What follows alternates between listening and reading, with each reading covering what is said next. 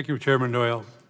I'd like to acknowledge the Commission's recent action in spectrum policy, including maintaining FCC leadership for the public C-band auction and proposing to expand wireless use into the 5.9 gigahertz band so long as it can be done safely. Making more mid-band spectrum available is important for 5G deployment, but also for eventually closing the digital divide in rural America. And Commissioner Carr, I appreciate your statement earlier on the facts as far as that closure.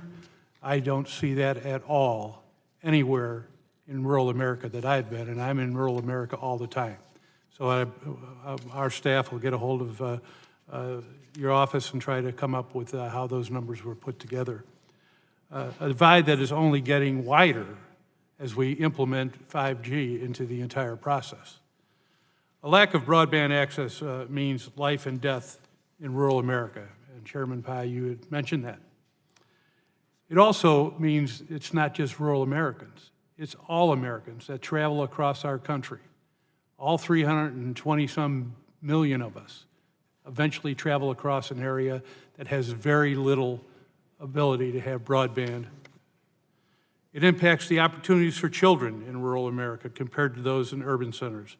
It impacts business development, and it has a profound impact on health care. My district is home to 12 tribal nations, which is the most of any congressional district.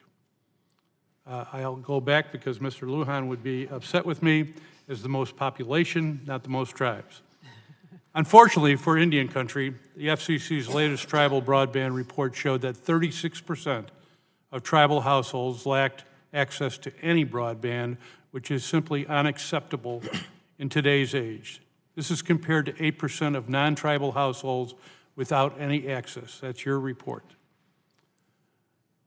The Ray-Bombs Act directed the FCC to complete a proceeding to address barriers to tribal access, found in the report within 30 months.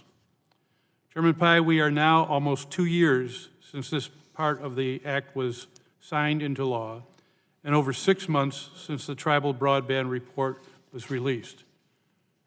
With 9 months left to meet its statutory deadline, would you explain why the Commission has yet to begin a formal proceeding to specifically address these barriers from the report, and when do you think it'll be done?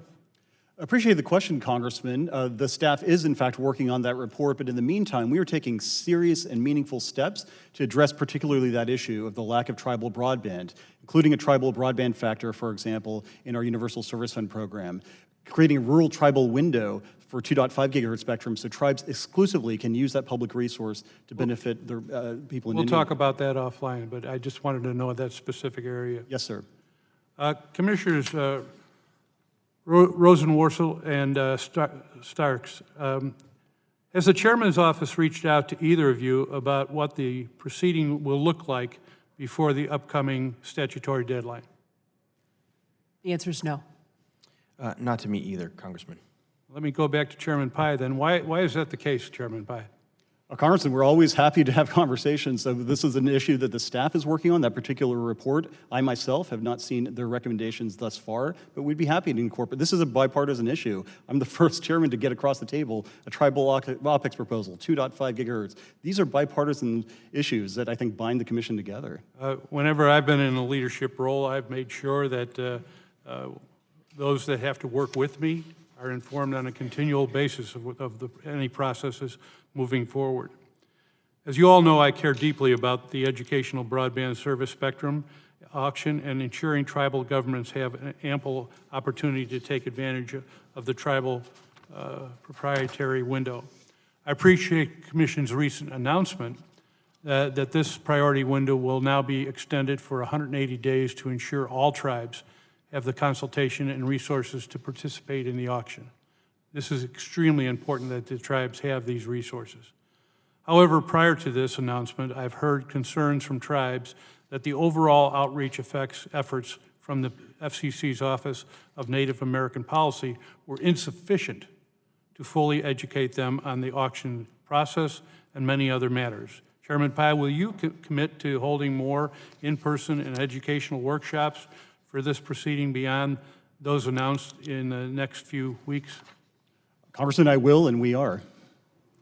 And I see my time is up, and thank you very much, everybody.